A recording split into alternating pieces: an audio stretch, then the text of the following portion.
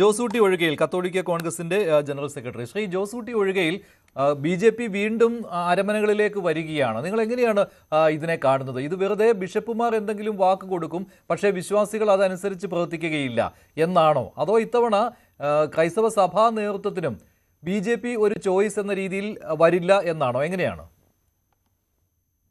യഥാർത്ഥത്തില് കേന്ദ്രമന്ത്രി കേരളത്തിൽ വന്നപ്പോ സീറോ മലബാർ സഭ ആസ്ഥാനത്തെത്തി സഭാതലവനെ കണ്ടു എന്നതിനെ അങ്ങനെ തന്നെ കാണുകയാണ് ചെയ്യേണ്ടത്.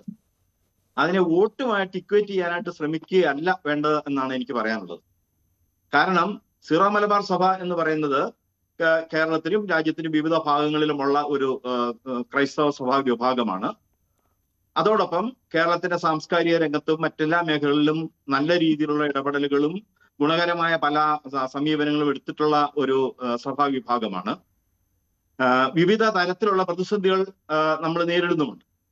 അങ്ങനെയുള്ള ഒരു സാഹചര്യത്തിൽ ഇതിനു മുമ്പ് തന്നെ ക്രൈസ്തവ സഭകളുടെ പ്രത്യേകിച്ച് സീറോ മലബാർ സഭയുടെ ആവശ്യങ്ങൾ ഉന്നയിച്ചുകൊണ്ടും ഇപ്പോൾ ഇവിടെ പരാമർശന വിഷയമായ മൈക്രോ മൈനോറിറ്റി സ്റ്റാറ്റസ് ആവശ്യപ്പെട്ടുകൊണ്ടും കേന്ദ്രത്തിൽ നിവേദനങ്ങൾ നൽകിയിട്ടുള്ളതുമാണ്.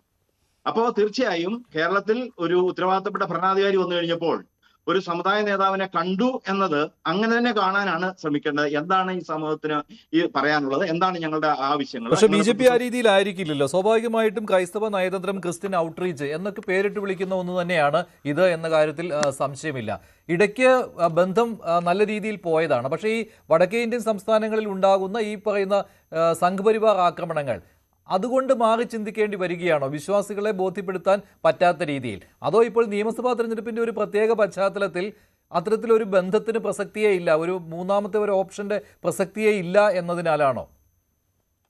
അല്ല, അങ്ങനെയല്ല. മൂന്നാമത്തെ ഒരു ഓപ്ഷൻ ഒന്നും അല്ല പ്രശ്നം. ഞാൻ ആദ്യം സൂചിപ്പിച്ചല്ലോ, ഈ സമുദായത്തിന്റെ രാജ്യത്തിന്റെ വിവിധ ഭാഗങ്ങളിൽ ഉള്ളവർക്ക് വിവിധ പ്രശ്നങ്ങൾ നേരിടുന്നുണ്ട്. 2.5% അല്പം കൂടുതൽ മാത്രമാണ് ക്രൈസ്തവരുള്ളത്. ഇന്ത്യയിലാകമൊത്തമുള്ള ക്രൈസ്തവർ. അപ്പൊ തീർച്ചയായും ഒരു മഹാഭൂരിപക്ഷ സമൂഹത്തിന്റെ അകത്ത് വളരെ മൈക്രോ മൈനോറിറ്റി ആയതുകൊണ്ട് അവരൊരിക്കലും ഒരു വോട്ട് ബാങ്ക് അല്ല. അത് ഈ രാജ്യം ഭരിക്കുന്നവർക്കും അറിയാം, ബാക്കിയുള്ളവർക്കൊക്കെ അറിയാം. അവർ വോട്ട് ബാങ്ക് അല്ല. വോട്ട് ബാങ്ക് അല്ലാത്തതുകൊണ്ട് തന്നെ ഒരു വോട്ട് ബാങ്ക് രാഷ്ട്രീയത്തിന്റെ സമ്മർദ്ദ തന്ത്രമൊന്നും ക്രൈസ്തവ സമൂഹത്തിന് എടുക്കാനായിട്ട് പറ്റുകയുമില്ല. കേരളത്തിൽ മാത്രമാണ് അല്പം കേന്ദ്രീകരിച്ച്, വടക്കേന്ത്യയിലും 1-2 സംസ്ഥാനങ്ങളിലും മാത്രമാണ് അല്പം കേന്ദ്രീകരിച്ചുള്ളത്. അപ്പൊ ആ വോട്ട് ബാങ്ക് രാഷ്ട്രീയത്തിന് അപ്പുറം ഇതിനകത്ത് കുറച്ചുകൂടെ വിശാലമായ അർത്ഥത്തിൽ ഇതിനെ കാണാനായിട്ടാണ് നമ്മൾ ശ്രമിക്കേണ്ടത്. ക്രൈസ്തവരെ സംബന്ധിച്ചിടത്തോളം ഏതെങ്കിലും ഒരു പ്രത്യേക മുന്നണിക്കോ പ്രത്യേക പാർട്ടിക്കോ തീരെഴുതി കൊടുത്തിട്ടുള്ള പ്രസ്ഥാനമല്ല. എല്ലാവരോടും ഏതാണ്ട് തുല്യ സമീപനം തന്നെയാണ് സ്വീകരിക്കുന്നത്. അത് പ്രശ്നാധിഷ്ഠിതമായിട്ട് തന്നെയാണ് കാര്യങ്ങളെ നമ്മൾ കാണുകയും ചെയ്യുന്നത്. ആ പ്രശ്നാധിഷ്ഠിതമായി കാണുകയാണ് ശരി എന്ന് തന്നെയാണ് ഞങ്ങളുടെ അഭിപ്രായം. കാരണം അന്ധമായ രാഷ്ട്രീയത്തിനപ്പുറം വിഷയങ്ങളോട് എങ്ങനെയാണ് രാഷ്ട്രീയ പാർട്ടികൾ പ്രതികരിക്കുന്നത് എന്ന് നോക്കിക്കൊണ്ട് തന്നെയായിരിക്കും നമ്മൾ ചെയ്യുന്നത്. അതുകൊണ്ട് തന്നെയാണ് മേജർ ആർച്ച് ബിഷപ്പ് പലപ്പോഴും പറഞ്ഞിട്ടുള്ളത്, ഞങ്ങളെ പരിഗണിക്കുന്നവരെ ഞങ്ങൾ പരിഗണിക്കുമെന്ന് അദ്ദേഹം പറഞ്ഞതിന്റെ അർത്ഥം ആ പരിഗണനയാണ് ഇപ്പോൾ നമ്മൾ അതാണ് മനസ്സിലാക്കേണ്ടത്. അല്ലാതെ നിങ്ങൾക്കതാ ഞങ്ങൾ വോട്ടെല്ലാം തന്നിരിക്കുന്നു എന്ന തരത്തിലുള്ള ഒരു ആരെയും മാറ്റി നിർത്തില്ല എന്നതുകൊണ്ട് അതിനകത്ത് അല്ലേ, ഈ ആരെയും തൊട്ടുകൂടാത്തവരായി മാറ്റി നിർത്തില്ല. തീർച്ചയായും തൊട്ടുകൂടാത്തവരുടെ മാറ്റി നിർത്തേണ്ട ആവശ്യമില്ലല്ലോ. ഒരു ജനാധിപത്യ രാജ്യത്തിലെ ജനാധിപത്യ സംവിധാനത്തിനകത്ത് പ്രവർത്തിക്കുകയാണ്. അപ്പൊ ജനാധിപത്യ മൂല്യങ്ങൾ ഉയർത്തിപ്പിടിക്കുന്ന ആരോടൊപ്പം നമ്മൾ ചേരും. അതേസമയത്ത് ഏകപക്ഷീയമായി നമുക്കെതിരെ ആക്രമണം നടത്തുകയൊക്കെ ചെയ്തു കഴിഞ്ഞാൽ അതിനെ പ്രതിരോധിക്കുകയും അതിനെതിരെ ശക്തമായ നിലപാടുകൾ എടുക്കുകയും ചെയ്യും. അത് നിലപാടുകൾ കേന്ദ്രമന്ത്രി കേരളത്തിൽ വരുമ്പോൾ ഏറ്റവും ആദ്യം ഉന്നയിക്കേണ്ട വിഷയം അതായിരിക്കുമല്ലോ. അങ്ങനെ ഒരു വിഷയം ശ്രദ്ധയിൽപ്പെട്ടതായിട്ട്, അങ്ങനെ ഒരു വിഷയം ഉന്നയിച്ചതായിട്ട് ഇന്ന് 2 നേതാക്കൾ, ഇപ്പോൾ കേന്ദ്രമന്ത്രിയും BJP സംസ്ഥാന അധ്യക്ഷനും മാധ്യമങ്ങളെ കണ്ടപ്പോൾ അവർ പറഞ്ഞിട്ടില്ല.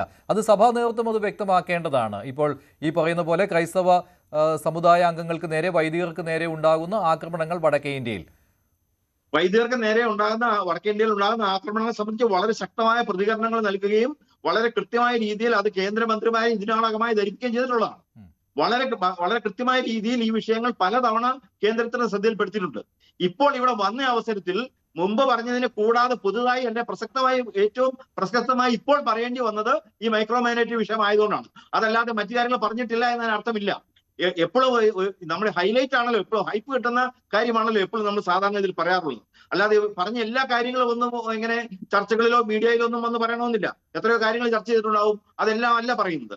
ഏറ്റവും പ്രധാനപ്പെട്ടതോ അല്ലെങ്കിൽ ഏറ്റവും മുന്നിൽ വന്നതായ അല്ലെങ്കിൽ ഏറ്റവും പുതിയതായിട്ടുള്ള കാര്യങ്ങളായിരിക്കും പറയുന്നത്. മറ്റേ ഈ ക്രൈസ്തവ സമൂഹം വടക്കേ ഇന്ത്യയിൽ ആക്രമിക്കപ്പെടുന്നു എന്നുള്ളൊരു യാഥാർത്ഥ്യമാണ്. ഇത് പുതിയ കാര്യമൊന്നുമല്ല, വളരെ വലിയൊരു യാഥാർത്ഥ്യമാണ്. കഴിഞ്ഞ 10-15 വർഷങ്ങൾക്ക് മുമ്പ് ഉണ്ടായിരുന്നതിൽ കൂടുതലായി 15 വർഷം മുമ്പ് സംസ്കരിച്ചവരുടെ ശരീരം പോലും ശരീരാവശിഷ്ടങ്ങൾ പോലും എടുത്തുകൊണ്ട് പോകത്തക്ക രീതിയിൽ ഒരു വിഭാഗം ആളുകൾ ചില സംസ്ഥാനങ്ങളിൽ അതിരൂക്ഷമായി പ്രതികരിക്കുന്നുണ്ട്. പക്ഷേ ഒരു ജനാധിപത്യ രാജ്യത്തെ ഒരു സമൂഹം എന്നുള്ള നിലയ്ക്ക്, ക്രൈസ്തവ സമൂഹം എന്നുള്ള നിലയ്ക്ക് ഇവിടെ ജീവിക്കാനും മുന്നോട്ട് പോകാനുള്ള അവകാശവും സ്വാതന്ത്ര്യവുമുണ്ട്. ഇന്ത്യൻ ഭരണഘടന ഉറപ്പു നൽകുന്ന സ്വാതന്ത്ര്യമുണ്ട്. അത് സംരക്ഷിക്കപ്പെടണം എന്ന് കൃത്യതയോടുകൂടി തന്നെയാണ് ഭരണാധികാരികളുടെ മുമ്പിൽ പറയുന്നത്. ഇപ്പോഴും പറയുന്നുണ്ട്, എപ്പോഴും അത് പറയുകയും ചെയ്യും. ശ്രീ ജോസൂട്ടി, ശ്രീ പി ശ്യാംരാജ്, ഇതിപ്പോൾ ക്രിസ്ത്യൻ ഔട്ട്റീച്ച് അത് അത്ര കണ്ട് ഇതുവരെ ഫലവത്തായിട്ടില്ല എന്ന് BJPക്ക് തന്നെ അറിയാവുന്നതാണ്. എന്നിട്ടും ആ ശ്രമം തുടരുന്നു എന്ന് കണക്കാക്കിയാൽ മതിയല്ലോ, ഇല്ലേ, കിരൺ റിജിജുവിന്റെ ഈ സന്ദർശനത്തിലൂടെ? ഇതിപ്പോൾ എന്തായാലും ന്യൂനപക്ഷങ്ങളുടെ വോട്ടുകളും വേണം BJPക്ക് ഒരു ഈ പറയുന്ന രീതിയിൽ എന്തെങ്കിലും മുന്നേറ്റം ഉണ്ടാക്കുവാൻ എന്നുള്ള തിരിച്ചറിവ് എന്തായാലും പാർട്ടിക്കുണ്ട്. അതിൻ്റെ ഒരു അടുത്ത ഘട്ടത്തിലേക്ക് കടന്ന ഒരു സാധാരണ നടപടിക്രമം അതിനപ്പുറം ഒന്നുമില്ലല്ലോ. അല്ല മഞ്ജുഷ, എന്താണെന്നറിയോ, ഒരു ഇലക്ഷന്റെ നമുക്കറിയാം.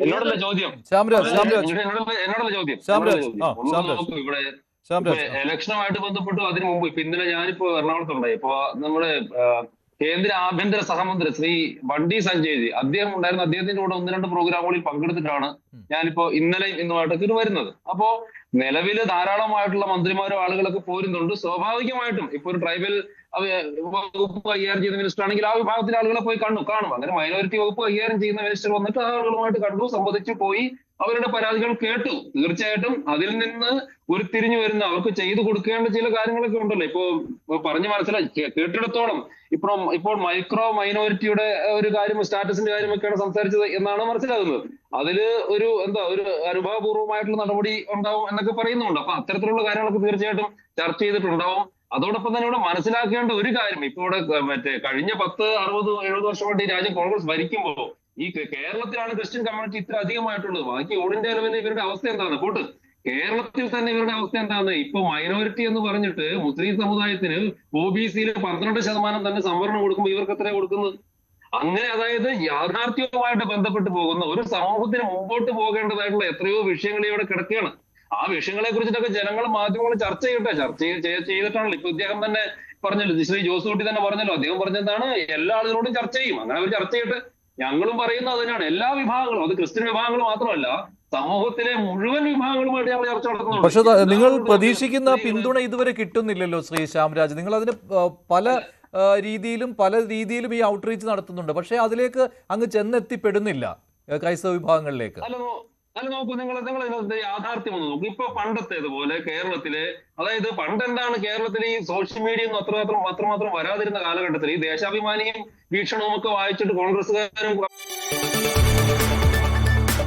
കൂടുതൽ വാർത്തകൾക്ക് News 18 Keralam YouTube channel subscribe ചെയ്യുക.